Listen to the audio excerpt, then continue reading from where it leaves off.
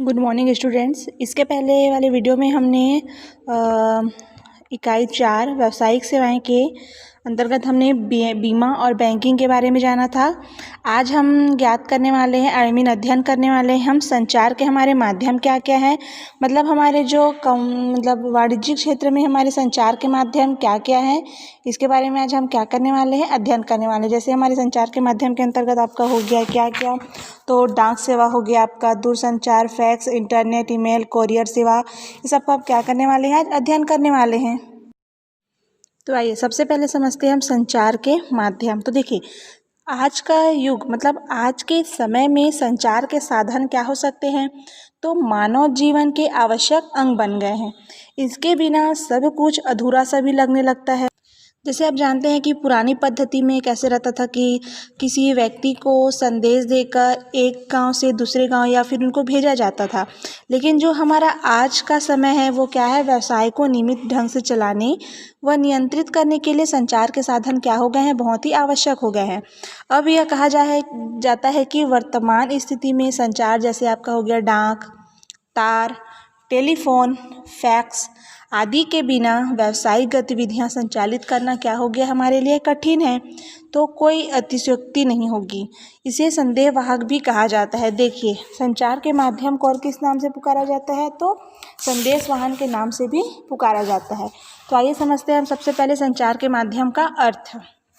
तो देखिए, संचार का शाब्दिक अर्थ होता है क्या, सूचनाओं को किसी माध्यम से क्या करना है, दूसरे को प्रेषित करना है। अर्थात संचार में कम से कम दो व्यक्तियों का होना भी में क्या है, आवश्यक होता है। एक व्यक्ति संदेश प्रेषित करने वाला और दूसरा उसे प्राप्त करने वाला, अर्थात एक व्यक्ति संदेश भेजने वाला और दूसरा व्यक्ति उस संदेश को प्राप्त करने वाला होता है। एक व्यक्ति संचार का कार्य नहीं कर सकता, संचार के प्रेषक के साथ साथ प्राप्त करने वाला भी क्या होता है, हमारे लिए आवश्यक होता है। इस प्रकार संचार या संदेश वाहन से अभिप्राय किसी संस्था या संगठन में दो या दो से अधिक व्यक्तियों के मध्य सूचनाओं, विचारों और सहमतियों व भावनाओं को एक ढंग से आदान प्रदान करना है कि संदेश प्राप्तकर्ता उसे उसी रूप में समझे जिस रूप में संदेश को प्रेषित दिया गया है। तो ये क्या हो गया हमारा संदेश संचार के माध्यम का अर्थ। अब हम समझते हैं इसकी परिभाषाएं। तो देखिए, सबसे पहले परिभाषा हम समझते हैं, अनेक विद्वानों ने तो अलग अलग प्रकार से संचार के माध्यम को परिभाषित किया है, लेकिन हम मुख्य रूप से 3 विद्वानों का समझेंगे। तो पहला समझते हैं हम लुईस ए एलन के अनुसार, ठीक है। तो देखिए, उनका कहना है कि संचार उन समस्त बातों का क्या है, योग है जिन्हें एक व्यक्ति किसी अन्य व्यक्ति के मस्तिष्क में सूझबूझ उत्पन्न करने के लिए करता है। यह अर्थ का एक पुल है जिसमें कहने, सुनने व समझने की प्रक्रिया क्या रहती है, निरंतर चलते रहती है। फिर दूसरा समझते हैं परिभाषा में न्यूमैन एंड समर के अनुसार। तो देखिए, संचार दो या दो से अधिक व्यक्तियों के मध्य तथा तथ्यों, विचारों, समितियों तथा भावनाओं का क्या करना है, विनिमय करना है, मतलब उसको संप्रेषित करना है, मतलब बांटना है, ठीक है। अब तीसरा समझते हैं हम एफ.जी. मायर के अनुसार। तो देखिए, उनका कहना है कि संचार शब्दों, पत्रों अथवा सूचनाओं, विचारों, समितियों का आदान प्रदान करने का एक क्या है, समागम है, ठीक है। अर्थात इस प्रकार किसी सूचना, जानकारी, तथ्यों, आंकड़ों, निवेदन, आदेश आदि को एक व्यक्ति या एक पक्षकार द्वारा दूसरे व्यक्ति या दूसरे पक्षकार के पास प्रेषित करना, मतलब उसको भेजना ही क्या कहलाता है, हमारे लिए संदेश वाहन कहलाता है, ठीक है। अब देखिए, इसी में हम समझते हैं अब हमारे संचार के माध्यम क्या क्या हैं। तो देखिए, संचार एक महत्वपूर्ण सेवा माना गया है जो किसी राष्ट्र की तंत्रिका केंद्र के रूप में सेवा देती है। यह देश के विभिन्न भागों या क्षेत्रों से क्या रहता है, जोड़ता है तथा संपूर्ण देश को विश्व के अनेक देशों से भी जोड़ता है। इस देश में संचार के माध्यम को निम्न प्रकार से हम वर्गीकृत कर सकते हैं। तो जैसे हमारे देश में जो चल रहा है वो क्या है आपका, तो डाक संचार या डाक सेवाएं, ठीक है। दूसरा हो गया आपका दूरसंचार, तीसरा हो गया आपका फैक्स, इंटरनेट या आपका हो गया ईमेल, और चौथा हो गया आपका कुरियर या कोरियर सेवा। तो ये क्या हो गया हमारा संचार के माध्यम। संचार के माध्यम में हम सबसे पहले समझने वाले हैं आपका क्या, डाक संचार या डाक सेवाएं होती क्या है। तो देखिए, पत्र, तो समझते हैं हम डाक संचार या डाक सेवाएं। तो देखिए, पत्र, संदेश एवं सूचना के आदान प्रदान में डाक सेवाएं सदैव ही से क्या रहा है, हमारे अग्रणी रहा है, मतलब हमारे लिए महत्वपूर्ण रहा है। आज भी डाक सेवा विश्वसनीय है और उसका विकल्प भी नहीं है, क्योंकि जैसे हमारे विभिन्न सेवा संगठनों का अध्ययन किया है, जिसमें से डाकघर की सेवा भी उनमें से क्या माना गया है, एक माना गया है। जीवन के सभी क्षेत्रों में डाकघर की सेवाओं का अपना विशिष्ट स्थान रहा है और साथ ही साथ जनसंपर्क का यह क्या है, महत्वपूर्ण साधन है। आधुनिक व्यापार का आधार क्या है, हमारे लिए पत्र व्यवहार है और पत्र प्रेषण एवं प्राप्ति का मुख्य साधन क्या है, हमारे लिए डाकघर है। पत्र व्यवहार को व्यापार की क्या कहा जाता है, आत्मा कहा जाता है, क्योंकि डाकघर का महत्व क्या है, स्पष्ट है। पत्र व्यवहार के अतिरिक्त वस्तुओं का प्रेषण, द्रव्य का संचयन एवं निवेश का भी कार्य क्या करता है, डाकघर के द्वारा होता रहता है। अब देखिए, डाक सेवा शासन के अधीन है, क्योंकि यह केंद्र सरकार का क्या माना गया है, विभाग माना गया है। भारत में सन 1854 में डाक विभाग की स्थापना की गई थी। तो देखिए, आपके लिए एक प्रश्न उठता है कि भारत में डाक सेवाओं का शुभारंभ कब किया गया था, मतलब इसकी स्थापना कब की गई थी। तो भारत में 1854 में डाक विभाग की स्थापना की गई थी, ठीक है, क्योंकि उस समय लॉर्ड डलहौजी भारत के क्या थे, वायसराय थे। आजकल डाक विभाग का नाम संचार विभाग भी हो गया है। देखो, अब पहले उसको डाक सेवा के नाम से हम जानते थे, लेकिन अधिकतर आजकल हम समझते हैं उसको संचार विभाग के नाम से, जिसमें संचार मंत्रालय इसका सर्वोच्च नियंत्रक विभाग है। इसका एक अलग से क्या है, संचालनालय है, जिसका प्रधान डायरेक्टर जनरल होता है। पूरे देश को 15 वृत्तों में विभाजित किया जाता है, जिसके सर्वोच्च अधिकारी को पोस्ट मास्टर या जनरल कहा जाता है, ठीक है। इसके अधीनस्थ प्रत्येक क्षेत्र तथा जिले में सुप्रिटेंडेंट होते हैं। इसके अधीन पोस्ट ऑफिस भी होते हैं, जिसके प्रधान पोस्ट मास्टर कहलाते हैं। मतलब किसी गांव में, गांव क्षेत्रों में, मतलब ग्रामीण क्षेत्रों तक पोस्ट ऑफिसों की संख्याएं क्या हो गई है, स्थापित है। मतलब गांव क्षेत्रों में भी पोस्ट ऑफिस, मतलब क्या, इनकी शाखाएं स्थापित की गई है, जो पोस्ट मास्टर एवं सब पोस्ट मास्टर द्वारा क्या किया जाता है, उसे संचालित किया जाता है। ग्राहक या पत्र पात्र करने वाले से प्रत्यक्ष संबंध स्थापित करने वाला व्यक्ति क्या कहलाता है, हमारे लिए पोस्टमैन, आई मीन डाकिया कहलाता है। और जन सामान्य के लिए डाक विभाग का महत्वपूर्ण क्या माना गया है, व्यक्ति डाकिया होता है, ठीक है। तो ये क्या हो गया आपका डाक संचार। अब देखिए, डाकघर के कार्य क्या क्या है, ये मैं आपको बताती हूँ। तो डाकघर के कार्य क्या है, ऐसे तो उनके अनेक कार्य होते हैं, लेकिन मुख्य रूप से जो होता है वो क्या क्या है, तो समाचारों को लाना एवं ले जाना, द्रव्य को लाना एवं ले जाना। अब द्रव्य मतलब पूंजी, ठीक है। धन संचय एवं निवेश सेवा, जिस प्रकार हमें बैंकिंग सेवाओं से प्राप्त होता है, जैसे हम धन को क्या कर सकते हैं, बचत भी कर सकते हैं और उसको निकाल भी सकते हैं, उसी प्रकार से डाक सेवा में भी होता है, धन का संचय करना, हम उसे निवेश भी करना। शीघ्र संदेश वाहन का कार्य भी करता है डाक, है ना। और फिर होता है इसके बहुत सारे भी अन्य सेवाएं हैं, ठीक। तो आइए सबसे पहले हम समझते हैं समाचारों को लाना एवं ले जाना, ये कैसे होता है।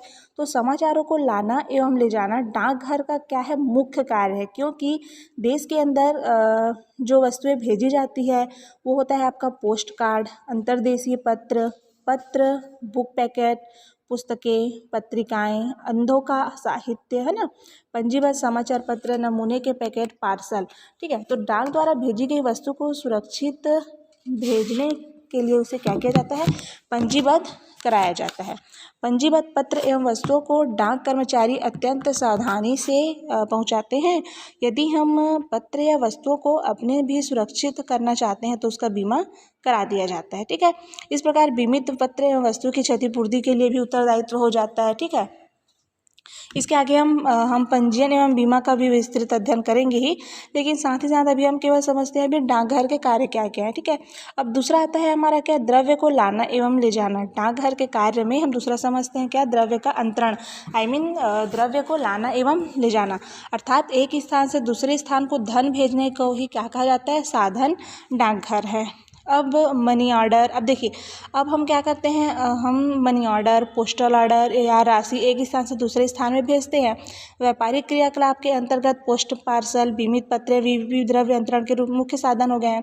लेकिन आज का जनरेशन ऐसा है जिसमें हम फ़ोन का यूज़ करते हैं, जिसके फ़ोन के माध्यम से भी हम क्या करते हैं, घर बैठे अपना एक ही स्थान, अपना मतलब अपने किसी परिचित को एक जगह से दूसरे जगह पे हम क्या कर सकते हैं, उसको पोस्ट कर सकते हैं। जितनी भी उनकी पूंजी की आवश्यकता होती है उतना पैसा हम उसको क्या कर सकते हैं, ट्रांसफ़र कर सकते हैं, ठीक है। देखिए, अब धन अंतरण में VPP, money order, postal order एक प्रकार से साधन माना गया है, ठीक है। अब तीसरा है, हम डाकघर के कार्य में तीसरा समझते हैं, धन संचय एवं निवेश सेवा। ठीक है, अब ये क्या होता है, तो डाकघर धन संचय एवं निवेश भी सुविधाएं भी प्रदान करता है। इससे लोगों में बचतों की भावनाओं का क्या होता है, सृजन होता है।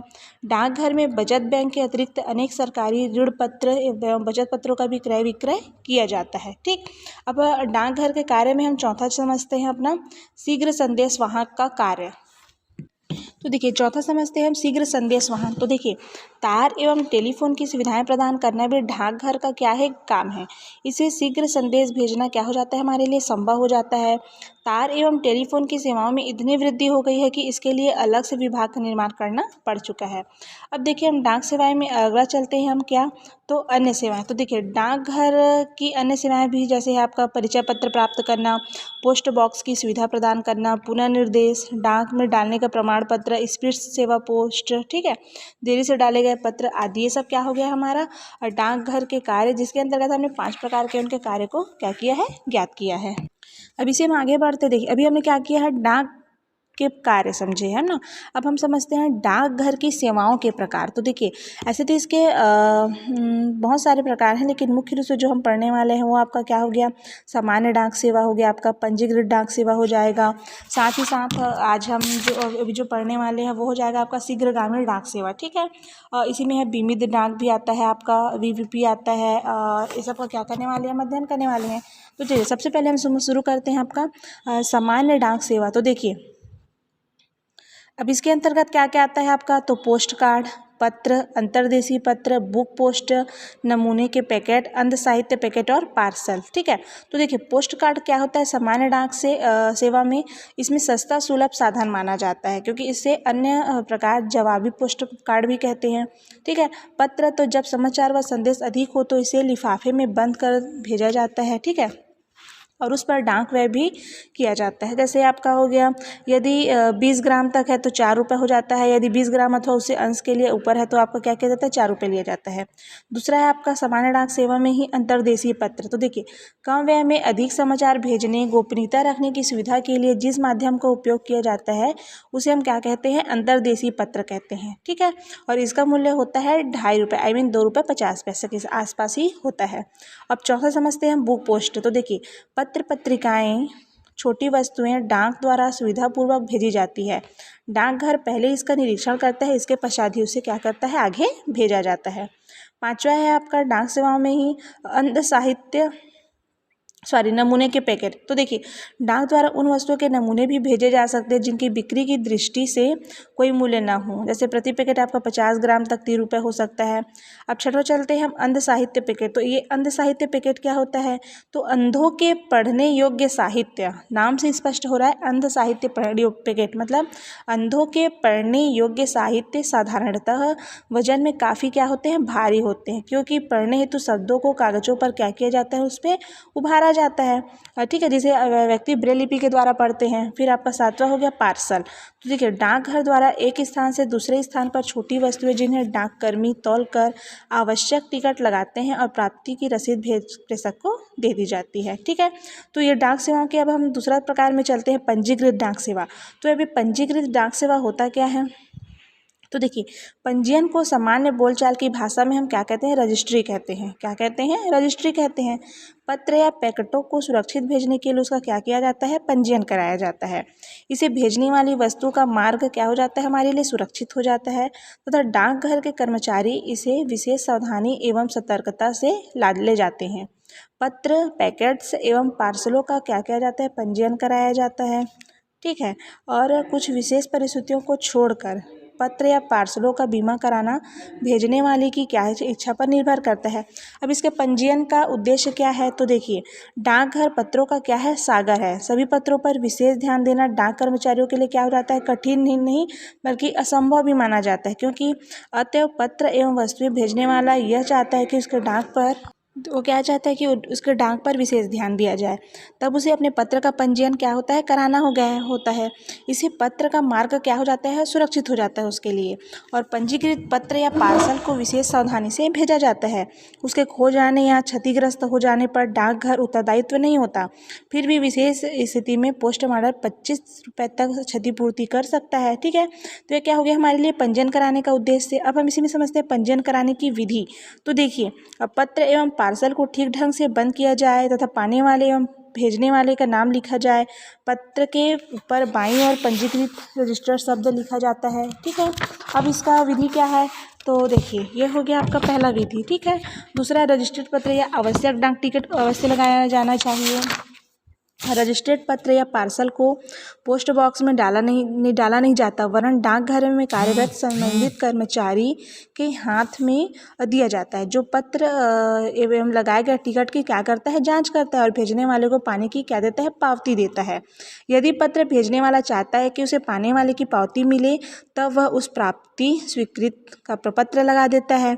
यह पावती डाकघर में निःशुल्क प्राप्त हो जाता है। ठीक है, ये क्या हो गया हमारा पंजीयन कराने की विधि।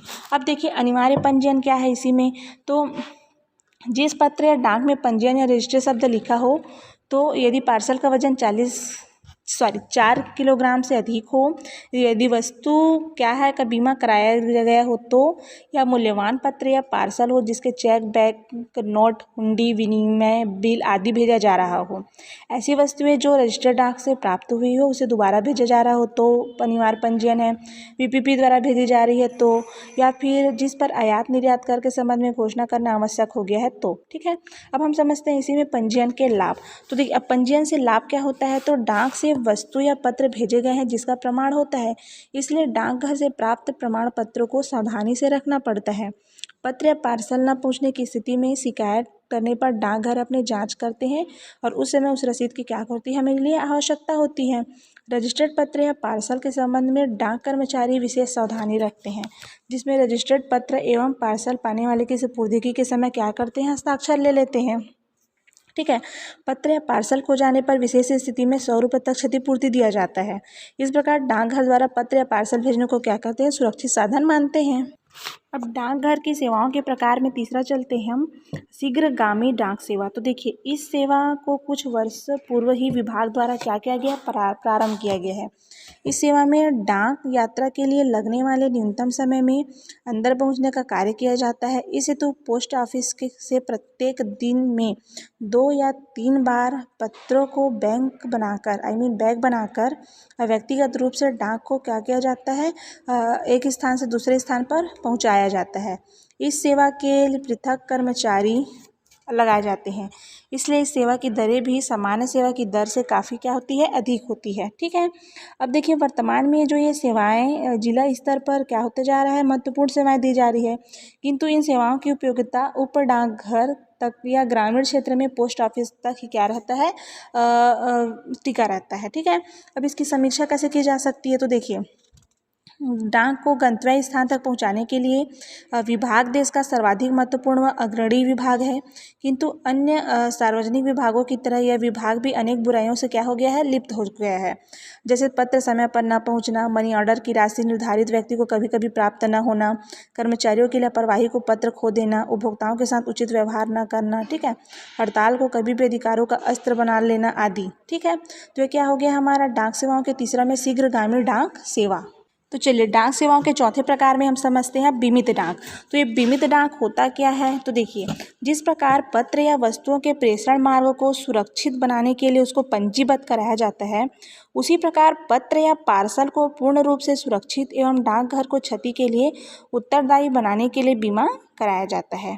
ठीक है, अब देखिए बीमित पार्सल या लिफाफे को डाक कर्मचारी विशेष सावधानी से पाने वाले को पहुंचाते हैं, क्योंकि उसे संबंधित व्यक्ति को पहुंचाने का दायित्व पूर्ण रूप से उसी पर होता है। ठीक है, अब बीमित डाक का उद्देश्य क्या है, तो बीमित वस्तु पाने वाले के पास पहुंच जाए, वस्तु खो जाने या क्षतिग्रस्त हो जाने पर भेजने वाले को हानि ना हो। ठीक है, और वस्तु की सुरक्षा का वचन हो।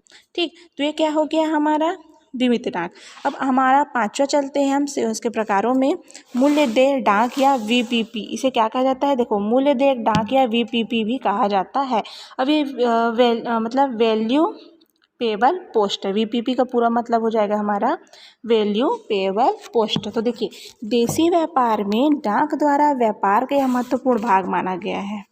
ठीक है, तो क्यों माना गया है? इस पद्धति में डाक या पार्सल पाने वाले को उसमें अंकित मूल्य का भुगतान करना पड़ता है। बिना मूल्य प्राप्त किए डाक की सुपुर्दगी नहीं की जाती। वस्तु का मूल्य डाकघर के माध्यम से प्राप्त होता है, इसलिए इस प्रणाली को मूल्य देय डाक या फिर इसका संक्षिप्त नाम VPP भी प्रचलित है, मतलब वैल्यू पेएबल पोस्ट भी कहा जाता है। ठीक है, अब है हमारा देखिए, हमने पांचवा समझ लिया। अब छठवां समझते हैं मनी ऑर्डर। अब ये मनी ऑर्डर किस प्रकार से किया जाता है? तो देखिए, डाकघर द्वारा राशि भेजने का मनी ऑर्डर लोकप्रिय एवं प्रचलित साधन माना गया है और अभी भी प्रचलित है, क्योंकि मनी ऑर्डर एक प्रकार का क्या है, आदेश पत्र है, जो एक डाकघर से दूसरे डाकघर को उस डाकघर की सीमा के अंतर्गत रहने वाले व्यक्ति को एक निश्चित राशि देने को कहा जाता है। ठीक है, अब डाकघर द्वारा राशि भेजने के भी अनेक साधन हैं, तो वो क्या क्या है आपका? मनी ऑर्डर, तार द्वारा मनी ऑर्डर, पोस्टल ऑर्डर, बीमा, डाक टिकट आदि। ठीक है, तो ये क्या हो गया आपका? मनी ऑर्डर हो गया। ठीक, अब देखिए, मुख्य रूप से ऐसे मनी ऑर्डर राशि तो हम भेज सकते हैं, लेकिन मनी ऑर्डर के भी प्रकार हैं, तो वो कौन कौन से हैं आपका? देसी मनी ऑर्डर आपका हो गया, दूसरा विदेशी मनी ऑर्डर। तो देखिए, देसी मनी ऑर्डर क्या है? तो देसी मनी ऑर्डर से तात्पर्य ऐसी मनी ऑर्डर या रुपया भेजने से है जिसमें भेजने वाले एवं राशि पाने वाले का भारत में ही रहते हों। ठीक है, नाम से स्पष्ट है, मतलब अपने देश में ही रहते हों। ठीक है, इस प्रकार के मनी ऑर्डर के दो प्रकार हैं, साधारण मनी ऑर्डर तथा तार मनी ऑर्डर। तार मनी ऑर्डर में राशि तार द्वारा भेजे जाते हैं, अतः साधारण शुल्क के अतिरिक्त तार का व्यय भी देना पड़ता है। ठीक है, अब यदि मनी ऑर्डर हवाई जहाज़ द्वारा भेजी जाए तो उसे हवाई मनी ऑर्डर कहा जाता है। ठीक, अब दूसरा समझते हैं हम मनी ऑर्डर के प्रकार में विदेशी मनी ऑर्डर। तो ये क्या होता है? तो भारत से बाहर रहने वाले व्यक्ति को रुपए भेजने के लिए विदेशी मनी ऑर्डर प्रणाली का उपयोग किया जाता है। इसके लिए अलग प्रपत्र निर्धारित है। अलग अलग देशों के लिए मनी ऑर्डर शुल्क की दर भी क्या है? अलग अलग होती है। ठीक है, तो ये क्या हमने समझा? छठवां डाक सेवाओं में मनी ऑर्डर के बारे में जाना हमने। अब हम समझते हैं इसी में आपका सातवां पोस्टल ऑर्डर। ये हमने समझा क्या? Money order. अब समझते हैं क्या? Postal order.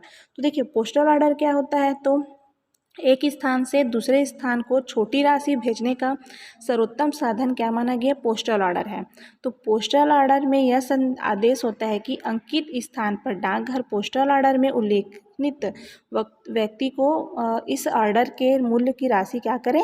भुगतान करे। ठीक है, अब देखिए, इसके भी देखिए, भारत के अंदर भेजे जाने वाले इस प्रकार के पोस्टल ऑर्डर को हम क्या कहते हैं? भारतीय पोस्टल ऑर्डर कहते हैं। ठीक है, अब इसकी विधि क्या है? तो भारतीय पोस्टल ऑर्डर द्वारा राशि भेजने के लिए तो पोस्ट ऑफिस जाकर पोस्टल ऑर्डर खरीदना। ठीक है, पोस्टल ऑर्डर के भी दो भाग होते हैं, कौन सा? पर्ण या मुख्य भाग, और दूसरा होता है प्रतिपर्ण। तो ये पर्ण या मुख्य भाग क्या होता है? इसमें पाने वाले का नाम तथा पोस्ट ऑफिस के स्थान पर नाम लिखा जाता है। और प्रतिपर्ण का अर्थ होता है भेजे गए व्यक्ति का नाम लिखकर अपने पास क्या कर लिया जाता है? इसको रख लिया जाता है। पोस्टल ऑर्डर को सुरक्षित बनाने के लिए उसे रेखांकित कर दिया जाता है। सामान्य रेखांकन के लिए बाएं कोने पर दो सामान्यतः रेखाएं खींचकर उसमें पारंपरिक शब्द लिख दिया जाता है। ठीक है, यह एक सामान्य रेखांकन है। और चौथा हमारा हो गया इसमें विधि में, पोस्टल ऑर्डर में काट छांट क्या है? मना है।